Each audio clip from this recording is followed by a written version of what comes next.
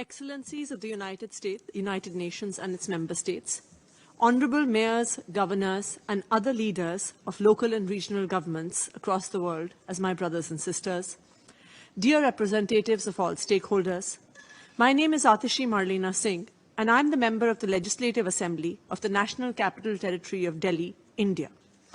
I am honored to address you on behalf of the United Nations Advisory Body of Local Authorities, UNACLA, where I serve in my capacity as the Vice President of ICLAI, Local Governments for Sustainability.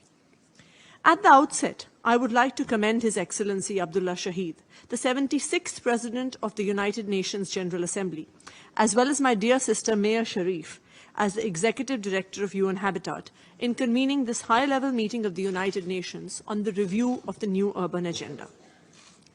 Our meeting today is shadowed by multiple crises: a once-in-a-generation pandemic, intensifying climate emergencies and loss of nature, soaring of our consumption and wastes, deepening inequality across the globe, and more recently, the growing threats of a new world war. All these are backtracking us to reach our globally agreed sustainability goals. But the new urban agenda cannot be ignored. It cannot be ignored for the simple reason that 56% of the world's population now lives in cities. That is approximately 4 billion people. This number is only going to increase with time, and it is projected that by 2050, this number will be at 7 billion, with 70% of the world's population living in cities. Just these numbers present a daunting challenge about how cities are going to accommodate this population while ensuring equity, access to high-quality public services, ecological sustainability, and financial viability. And unless we are able to address all of these challenges in an integrated manner, we are not going to succeed. And unless we all learn from each other, we are not going to succeed. Many of us present here today come from different cities, different countries, and different continents. But the challenges we face have many commonalities. Our cities are growing in size as people move in search of economic opportunity. But how do we ensure that all those who migrate into our cities have access to basic facilities like water, electricity, drainage, roads? How do we ensure high-quality education and healthcare?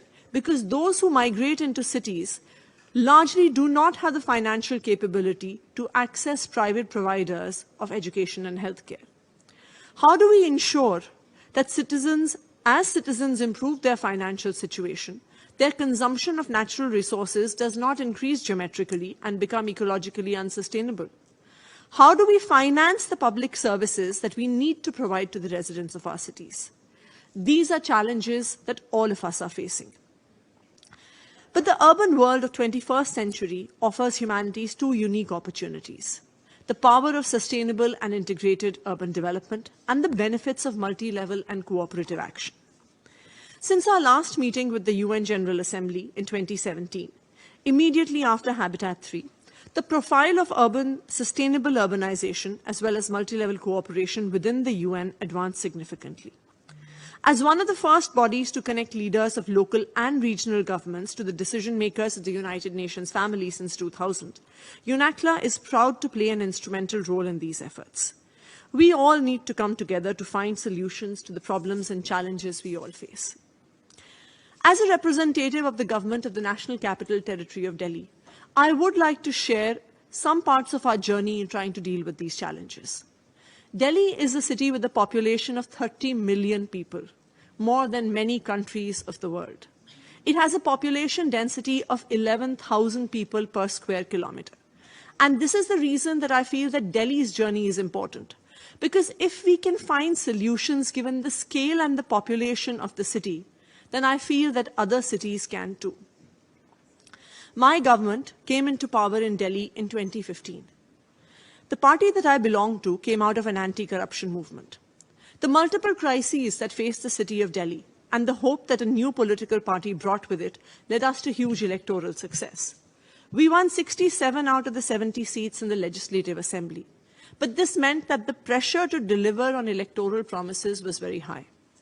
We faced a challenging situation. Delhi had some of the highest electricity tariffs in the country. Financial health of power distribution companies was in the red, and therefore power infrastructure was declining. Power cuts was something that all residents of Delhi began to consider a part of their lives. Only 50% of the city had access to piped water supply, and Delhi Jal Board, the government water utility, was in the red. Only 40% of the city had access to proper sewerage and drainage. Much of the city was labelled as unauthorized, and therefore no basic infrastructure was being set up there by the governments. Public schools were failing, with crumbling infrastructure and teachers being used as freely available human resource for government grassroots tasks. Anyone who could afford to send their children to private schools was doing so. Government healthcare systems had the same story. And heavy investments in public services seemed difficult as the state budget was in a fiscal deficit. This was the situation in 2015. Fast forward 5 years. In 2020, electricity. Delhi by 2020 had the lowest electricity tariffs in the whole country. We ensure 24/7 electricity. 4 million households in Delhi every month now get a zero electricity bill. The financial health of power distribution companies is improving.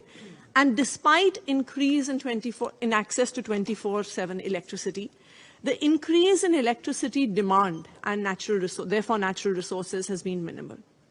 80% of the city now gets piped water supply, and the public water utility is for the first time since its inception no longer in the red.